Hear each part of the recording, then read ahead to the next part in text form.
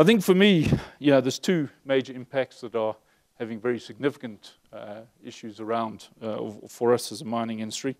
The first is around the nationalisation debate.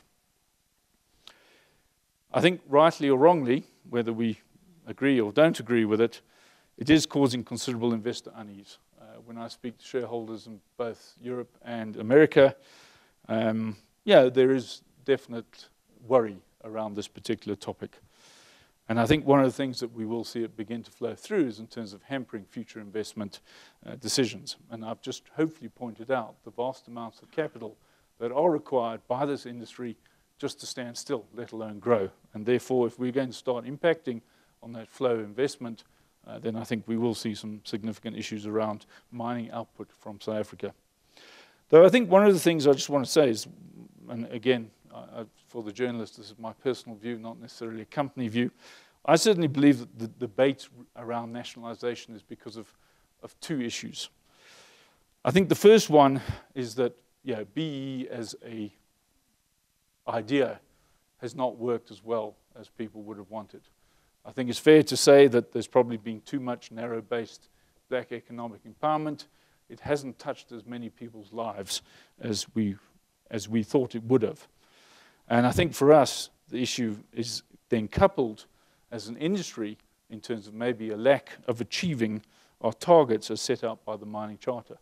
So I think you've got two elements there. You've got one where, as I say, not as many people as being touched positively by the mining industry, and at the same time, mining companies have not necessarily achieved their targets. And I'm not, as I say, making any accusations at any individual companies, but I'm just saying as an industry, I don't think we've achieved as much as we should have. So I think, though, from my point of view, one of the things I'd like to urge is all mining companies to strive to achieve those targets and goals. Because I think once we have got to that point where all the mining industry have achieved the goals set in terms of the mining charter, then I think it'll be fair for us to sit down and judge whether it's been successful or not. But I also think that, in essence, the government via the DMR must also enforce compliance. And I say must enforce in compliance if companies are not prepared to play the game. And I think it's fair to say, as an industry, we all need to bear the burden of the past, and we need to try and rectify some of the issues of the past.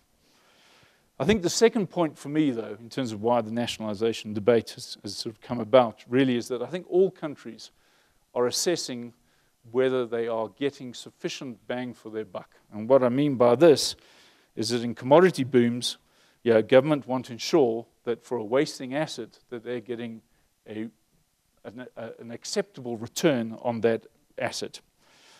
Now, having said that, I think it's fair to say that in South Africa, we've introduced a new royalty legislation, and that royalty has already delivered significant amounts of money.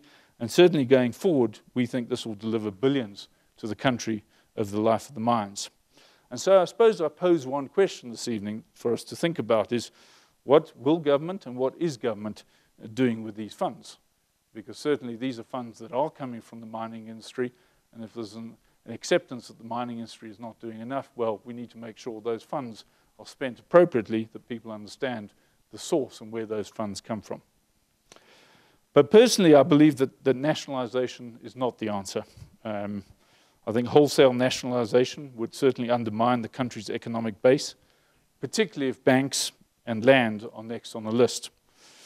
And I suppose what I do is I ponder on three questions in terms of maybe things that we need to think about. The first one is who will explain the collapse in people's retirement finances, many of whom are from previously disadvantaged groupings. Two, what happens to the companies who have created wealth to look after their community needs? And I use an example in terms of our shareholder reference, BE shareholder reference is the Royal Bafokeng Nation, in terms of what happens to their investment. And number three, who's going to fund the massive capital expenditure requirements of many of the mining companies needed, as I've hopefully illustrated there. So those three questions, certainly for me, have not been answered in this debate. And certainly I haven't seen anything in terms of other than it'll be all right on the night, which may call me skeptical, but I don't want to rely just on that. And so therefore, I'm not sure that we have thought through these issues carefully enough. And certainly I'm looking forward to the fact where we can have a factual-based debate on this particular issue, because certainly I think the damage, if it's done incorrectly, can be immense for South Africa.